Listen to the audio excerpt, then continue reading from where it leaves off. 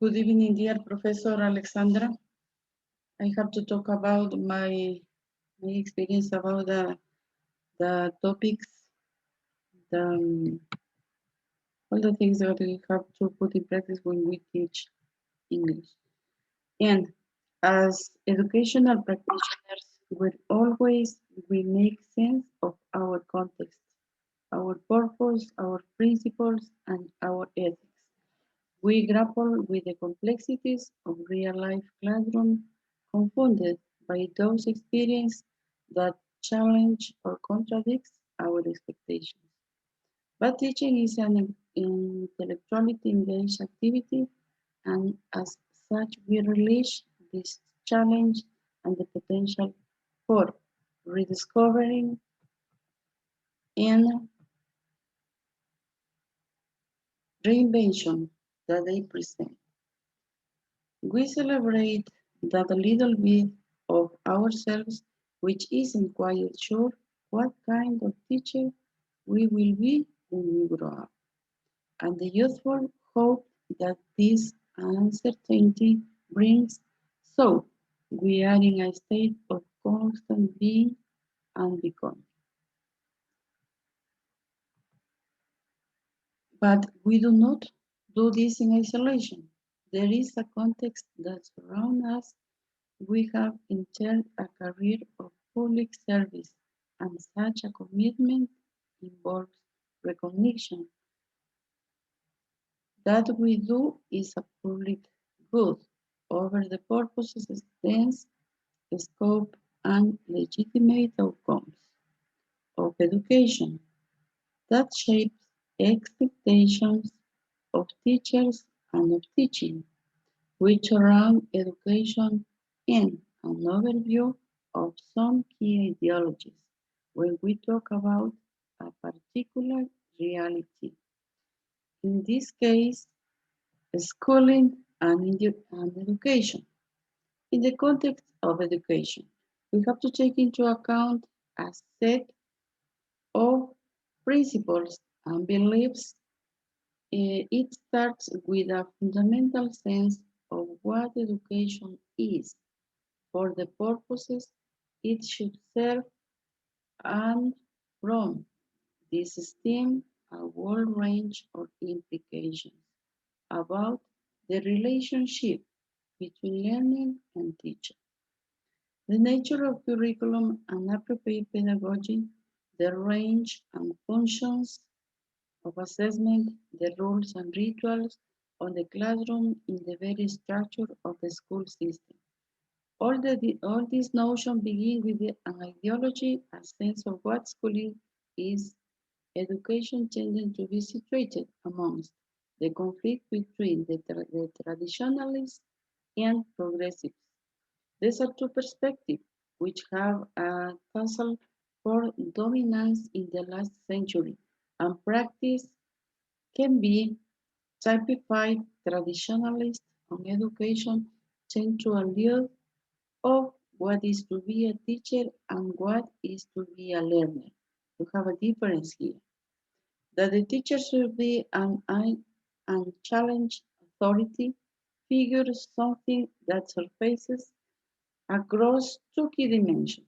Firstly, the perspective situates the teacher as an authority in terms of the content on lessons, a front of knowledge which may be transmitted into the students as passive recipients. Stemming from his notion is a strong sense of curriculum. Traditionalists argue that there exists a body knowledge and understanding. All children has memorization, a second dimension in the emphasis of authority, and the traditionalist is a focus on discipline, it highlighting the importance of teaching, instilling good behavior and appropriate manners in their learners. Often this perspective alludes to a loss of the strictness approach in education, as providing a sorting and sifting function, examination and formal test as the most effective approach to realizing this, where the traditionalist on education sees schooling is a process of filling the learner with external knowledge, easy and behavioral patterns. The progressive approach is more focused on what the learner themselves can develop and contribute. As such, it has an emphasis on curriculums which are developed on the basis of the learn of interest, ideas or cultures or recognizes them thematically. It emphasizes skills and competencies over knowledge and recall and see the deep and involved understanding is more important than any road or surface. Recall the progressive approach to education sees the outcomes of schooling as more varied than academic achievement, suggesting that promoting tolerance, inequality, and other broader social benefits are equally valid as such its assessment process, are more creative and innovative and less reliant or recall in examination. To talk about pedagogy, in particular, the notion of teacher and student-centered approach have strong connection. This underlying ideology perspective progressives refers to an ideology that takes liberal humanism to the next extent, removing the emphasis on curriculum and instead focusing on the learner on their emerging interests, capacities, and capabilities. We have to take into account the vocational outcomes on the education and the importance of meetings, the needs of business and the economy, such as functional literacy and numeracy skills. Finally, reconstructive is the most radical perspective. It emphasizes the role of education in promoting social change and the possibility of classroom which interrogate inequalities and power relations in order to produce learners who are activists set to make the world a better place.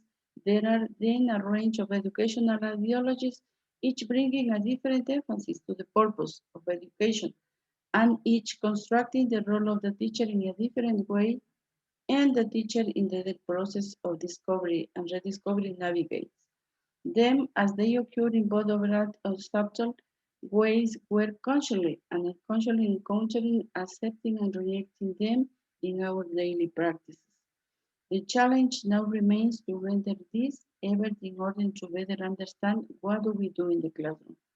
And in my experience, I have to take something about that we have to put in practice our knowledge, that you have to teach in a better way, and we have to each in each part of our life we have to maybe to follow courses, to maybe follow seminars, and to try to learn a lot of in this moment digital tools that we can serve to the students to understand in a better way all the knowledge that we can teach them.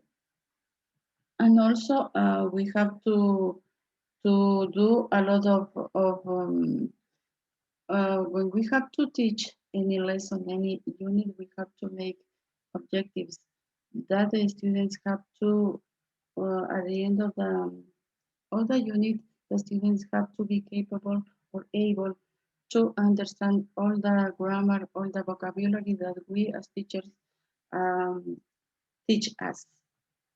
Thank you very much, dear Professor Alexandra. Thanks a lot.